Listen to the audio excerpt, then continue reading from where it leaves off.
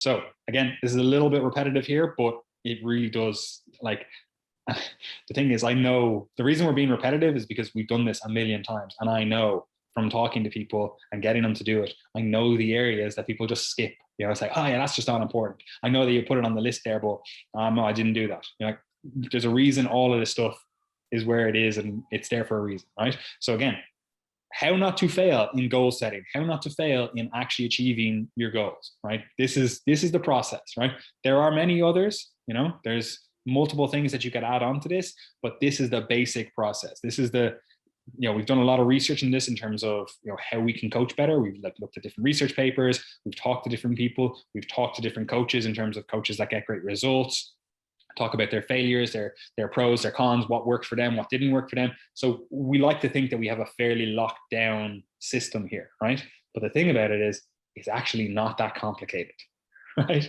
So it's very basic. So first step first, we're going to spend some time and actually map out our goals. And again, it goes back to that process. We go, okay, here are all my goals. I've written them all there. You know, I have some sort of timeline, you know, and I always break it down for most of my clients, at least in terms of 4 categories. We go long-term, like what's the life goals? You know, what's the general trajectory of your life?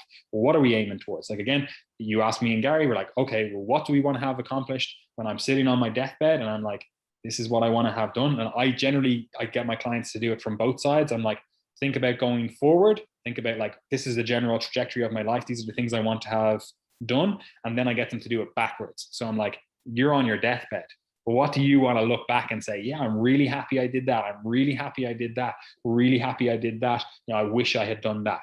Think of it from those 2 perspectives, and you generally find you get better results. Because again, you might be like, yeah, I can't wait to do this and blah, blah, blah. And you're thinking, well, if I was sitting on my deathbed, is that something that is actually relevant? Do I think I would care about that? It's actually a great tool as well when you're thinking about like arguments you're having with people. You're like, am I really going to care about this on my deathbed? Like, is there a reason I'm not talking to my brother or whatever? Is this something I care about in 10 years time, 20 years time? Because people do that. They literally are in an argument with a family member, and it's 10 years time, and they're like, I don't even remember what the argument was about, you know? So we need to look at it from those 2 perspectives. But either way, the first things first, we're plotting out that timeline. We're looking at the long-term goals, right? And again, once you've written down all of your goals, you're going to be able to go, okay, well, these kind of fit in the same bucket. These are all career related. These are all education related. These are all skill acquisition related. These are all friends and family related, or maybe it's family and friends and, you know, whatever. You're going to have different buckets, and you can kind of put them all together, you know? And you can go, okay, now what I need to do is put out a timeline. What do I need to be working on to lay the foundations for other things? And again, it might be like against your actual priority list, which we'll get to in a second. But you're like, okay, this is what I need to work on.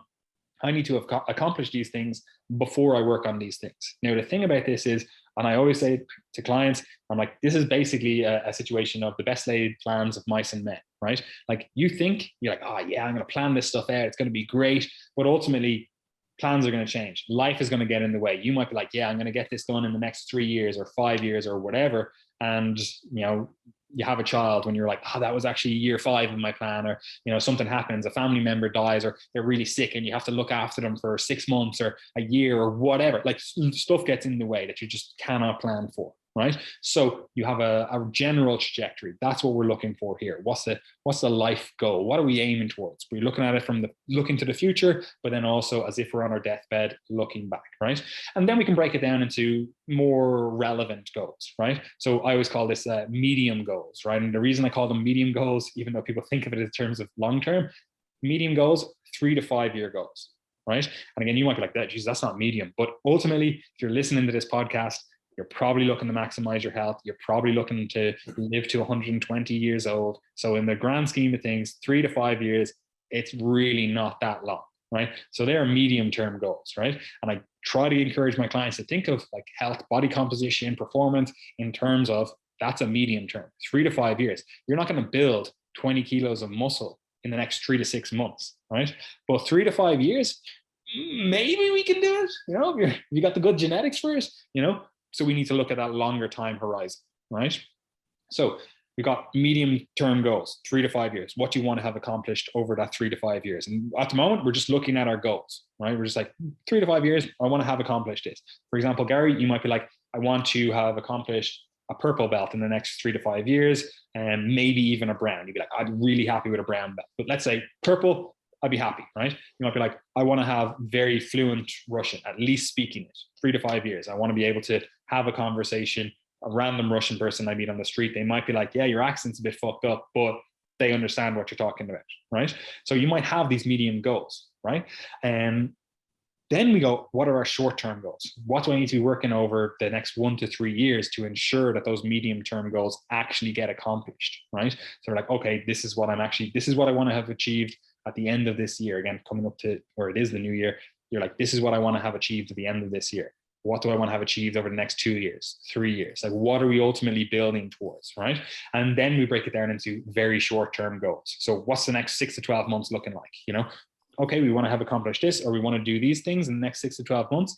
Does that line up nicely with what we have going on in the future, or what we're aiming to have going on in the future? No, it doesn't. Oh, okay, then we need to reprioritize. We need to actually reset our goals for the next 6 to 12 months so that it actually lines up with our longer term goals, right? You might be like, okay, I've sat down, I've got them all, I've lined it all up. That is the very first step, right? So do you have anything to add to that, young Gary? No, I don't think I have too much to add to that, to be honest. I think that is pretty clear. I would agree with you that 3 to 5 years should be the kind of medium term that we're thinking about. Because for most goals that people set out for the long term, they do need to be broken down into chunks, but those chunks are generally quite big. And that includes something like muscle building, where if you're saying to yourself, right, I want to build 10 kilos of muscle, unless you're a raw beginner, very unlikely that's happening in a year. So you do need to be breaking it down into those slightly larger chunks than you might think. Similarly, if it's learning a language or it's making very genuine progress in a martial art or sport, 3 to 5 years is generally an appropriate time. So I think that's one of the most important points that people could take forward, to view this year as sort of like your short-term goals. Like anything shorter than that is just something that you're working on right now. Okay, so it's a short-term goal. If it's about a year, 3 to 5 years, then you're talking, okay, it's the extent of the medium term. And then longer term is 5+ years. So I think that's a good way of breaking it down. Fantastic, right?